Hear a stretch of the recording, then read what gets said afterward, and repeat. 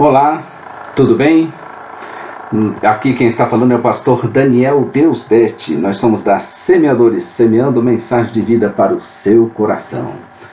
Hoje nós veremos no capítulo de número 6 de 2 Reis. Ele tem 33 versículos. Veremos nele o ministério de Eliseu e a insensatez do rei de Israel.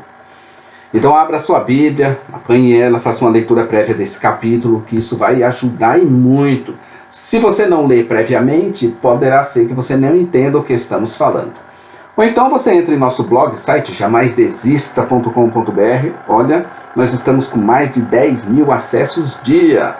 Entra lá, localiza o texto de 2 Reis 6 e veja lá o texto, o que nós estamos falando, e a forma segmentada da Bíblia que você vai gostar. Então nos encontramos dentro da nossa divisão proposta, conforme a Bíblia de Estudo de Genebra, na parte 2, que vai falar da monarquia dividida. 1 Reis e 2 Reis juntos tem 47 capítulos. E nós estamos na segunda parte de 3. E nós estamos em Israel e nós estamos vendo o governo de Jorão. E dentro do governo de Jorão nós estamos vendo os inúmeros trabalhos do homem de Deus chamado Eliseu. E agora nós veremos Eliseu, os profetas e o rei da Síria. Capítulo 6, de 1 a 23. Estavam Eliseu e seus filhos, seguidores, discípulos, num lugar pequeno, estreito, e resolveram então ampliá-lo. Para isso foram apanhar mais madeiras para as construções. Durante um trabalho, um deles deixou cair o seu machado, a parte de ferro dele, no rio e afundou, sem possibilidade de alguém ir lá buscar nas profundezas do rio. Não tinha jeito. Não tinha jeito de mandar um mergulhador, não tinha jeito deles mesmos mergulharem até onde estava. Estava afundado lá no rio, estava causa perdida. O machado, a parte de ferro dele, estava perdida, pelo que seu usuário desesperou-se uma vez que era emprestado. Eliseu o socorreu e orou. E sabe o que Eliseu fez? Ele jogou uma madeira no lugar da queda. E imediatamente aquela madeira atraiu o ferro como um imã. E este veio para a superfície, pelo que apanharam o ferro. Não, é engraçado, cara. É demais, né? Você sabe o imã, né? Você pega um imã e você coloca perto do outro ferro, ele atrai, né? Agora, a madeira atraindo o ferro, lá das profundezas do rio, a madeira aqui em cima, e aquele ferro subindo pela atração da madeira, e provavelmente, eu não sei se ela ficou embaixo ou se ela subiu em cima, mas é algo espetacular. Eliseu parecia ser assim, muito especial e com poderes, não é verdade? Mas devemos nos lembrar de Tiago, hein? O apóstolo que nos ensinou que Elias era homem sujeito às mesmas paixões que nós somos, dando a entender que qualquer profeta, por maiores que sejam as suas realizações, também são homens sujeitos às mesmas paixões. Tiago 5,17. E eles oraram com insistência e Deus lhes atendeu. Nós, que fique isso bem claro, não temos um Deus a nosso dispor para a realização de nossas vontades, como se gênio da lâmpada fosse, daqueles gênios da lâmpada dos filmes. Antes, somos de Deus, servos para a realização da soberana vontade dele. Nós, que fique bem claro, não temos um Deus a nosso dispor, ok? No entanto, creio que Deus se preocupa sim com o meu machado que afundou no rio. Deus se preocupa com o seu machado que afundou no rio, que era emprestado. Sim. E estará sempre disposto a nos ajudar e a nos abençoar. Novamente, estavam sírios em guerra contra Israel, como já estiveram e foram derrotados inúmeras vezes. Tudo que o rei planejava em secreto, olha só que engraçado. Já passamos da fase do machado, agora estamos vendo uma outra fase aqui, né? Nós estamos vendo aqui que tudo que o rei planejava em secreto, provavelmente o rei Ben-Hadad II, os seus generais para atacar Israel, Eliseu avisava com antecedência o passo dos sírios, e eles eram surpreendidos e derrotados. Então o rei confabulava com seus generais e preparava a estratégia de ataque no seu quarto em secreto. Vamos fazer assim, assim, assim. Mas essa reunião deles era assistida em tela plana por Eliseu, que via tudo. E aí contava para o rei de Israel o que acontecia. E olha que não tinha câmera naquela época de espionagem não, viu? Isso foi virando uma constância, a ponto do rei ficou suspeito, tem alguém traidor no meio de nós. E ficou muito zangado, até que apareceu um dos seus servos. E falou a ele sobre Eliseu e sua capacidade profética de saber o que o rei da Síria planejava antes de acontecer. Sua estratégia então mudou. Ah, é? Ele está vendo minhas reuniões?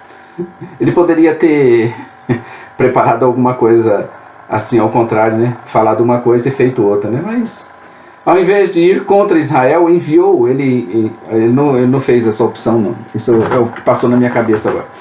Em vez de fazer isso, ele foi atacar Eliseu. Enviou suas tropas para apanharem esse homem. Vai lá e pega esse homem e traz aqui para mim. Eliseu estava tranquilo, calmo, que nem viu o perigo. Seu servo, inquieto, avistou, o exército dos sírios e tremeu na base. Avisou Eliseu dizendo: e agora, Eliseu, o que nós vamos fazer? Estamos cercados pelos sírios. Este, em resposta, disse para ele: não temas, porque são mais os que estão conosco dos que estão com eles. O servo não entendeu nadinha, nada. Mas Eliseu orou: Senhor, peço-te que abra os olhos para que veja. O narrador bíblico então continua: o Senhor abriu os olhos do moço, e ele viu que o monte estava cheio de cavalos e de carros de fogo em redor de Eliseu. Era o exército das hostes celestiais que os crentes creem estar sempre ao seu lado. Aleluia! Já pensou que você tem uma hoste celestial do seu lado, ao seu favor? Eliseu não estava nem aí, estava tranquilo, relaxado, o exército lá, todo um exército cercando ele para apanhar ele, e ele lá relaxado, tranquilo. Por quê? Ele confiava no seu Deus e sabia que Deus tinha enviado esse exército para o socorrer. Você vai encontrar inúmeras referências falando dessas hostes celestiais. Você vai encontrar em Josué 5:13 a 15, 2 Crônicas 32, 7, 8, Daniel 10, 5, 6, 20, 12, 1, Êxodo 15, de 1 a 12, Deuteronômio 20, de 1 a 4, 2 Samuel 7, verso 16, verso 31 a 51, Mateus 26, 53. São inúmeras as ocorrências bíblicas, depois você confere cada uma, em que mostra que não estamos sós. Você não está sozinho. Você não está desamparado. O seu machado, Deus se importa se ele afundar. Às vezes é emprestado, né? Novamente, enquanto descia o exército contra eles, orou Eliseu ao Senhor pedindo que ferisse aquele povo de cegueira, e o Senhor atendeu Eliseu. Então Eliseu os conduziu para o meio de Samaria. Nem sabiam eles, o exército lá, para onde estavam indo. Era como se fossem enfeitiçados ou que estivessem sob encantamento. Ao chegarem no meio de Samaria, Eliseu novamente pede ao Senhor que se lhe abrissem os olhos. E eles perceberam que estavam no meio de Samaria e que poderia ser o fim deles. Imaginem, ele enviou um exército para cercar Eliseu e o apanhar. Eliseu ora e vem cegueira neles que eles não sabem nem onde estão. Eliseu mesmo os conduz até o meio de Samaria. Coloca ele no meio lá do exército de Israel. Na hora que eles abriram os olhos e voltaram a si, o que nós estamos fazendo aqui? Todo o exército cercando eles. O que aconteceria? Seria o fim deles. O próprio rei de Israel perguntou para Eliseu se era para destruí-los. Eliseu, podemos destruir essa gente? Mas Eliseu apontou-lhes outro caminho. Não era para destruí-los, mas para alimentá-los e deixar partir. Seu conselho de misericórdia para com os sírios capturados por Eliseu resultou no fim dos ataques da Síria e territórios israelitas, versos 22 e 23. Que bacana, né? Olha só o que Eliseu fez. E acabou essa perseguição do exército contra eles. Eliseu e o cerco dos sírios a Samaria. Aí a partir do verso 24. E vai até o capítulo 7, verso 20. Passado algum tempo, novamente os sírios resolveram cercar Samaria, depois de um tempo. E o cerco foi muito extremado, a ponto de a comida tornar-se escassa e o objeto de disputas muito terríveis. Em um dado momento, o rei passava pelos muros e pôde contemplar e ser mesmo chamado a resolver uma disputa por comida envolvendo os filhos de uma e de outra. Num dia comeram do filho de uma, mas quando chegou outro dia para comer em outro filho, a outra não aceitou isso e gerou demanda. Meu Deus. O rei ficou horrorizado, ficou assustado. Tamanha a fome que estava instalada e a loucura do povo que estava perdendo a compostura, o bom senso e se tornando semelhante a bestas feras, a ponto de comerem uns aos outros. As maldições da aliança sináitica previam exatamente esse tipo de canibalismo hediondo que assustou o rei. Veja lá, confere, Levítico 26, 29, Deuteronômio 28, de 52 a 57, Lamentações 2, 20, 4, 10, Êxodo 3, 10.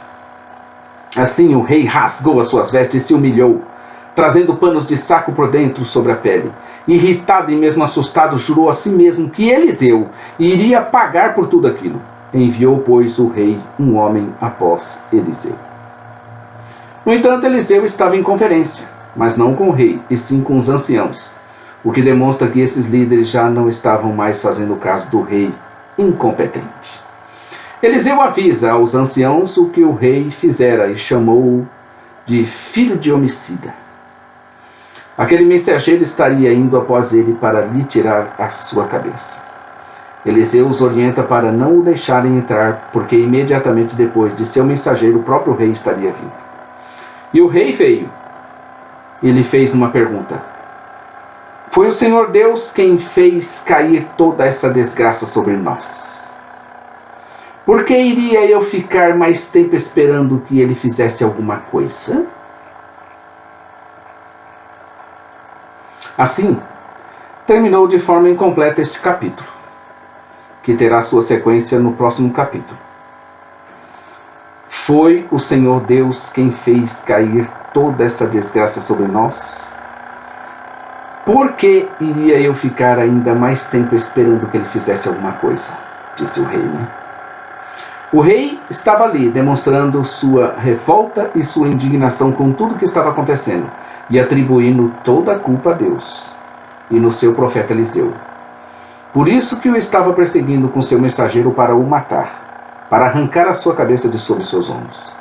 Infelizmente é assim que acontece. Cometemos os nossos pecados, endurecemos os nossos corações, não nos arrependemos, nos queixamos e ainda atribuímos insensatamente toda a culpa a Deus. Lamentações 3, 39. Reflita aí. Nós vamos ver a continuação. Parou sem uma continuidade e sem um desfecho. Esse capítulo de número 6. Então esteja aqui amanhã conosco no capítulo de número 7 e vamos ver em continuação Eliseu, o cerco dos sírios e a fome em Samaria. Vamos ver a sequência dessa narrativa. Por hora ela vai parar como se fosse interrompida. Mas aguarde para você ver. A gente é de fato desse jeito, né? A gente comete o pecado. A gente endurece o coração. A gente não se arrepende. E ainda a gente se queixa. E depois ainda se atribui insensatamente a culpa a Deus. Era isso que o rei estava fazendo. Mas a gente vai ver amanhã como é que saiu o desfecho dessa narrativa. Então amanhã estaremos aqui com o capítulo 7. Hoje é só o capítulo 6. Agradecemos sua presença. Inscreva-se em nosso canal. Também divulgue nossos vídeos. Compartilhe. Acesse nossa loja virtual, ossemeadores.com.br. Maranata, ora, ora, vem, Senhor Jesus. Querido, um bom dia na presença de Deus. Fique com Deus, querido.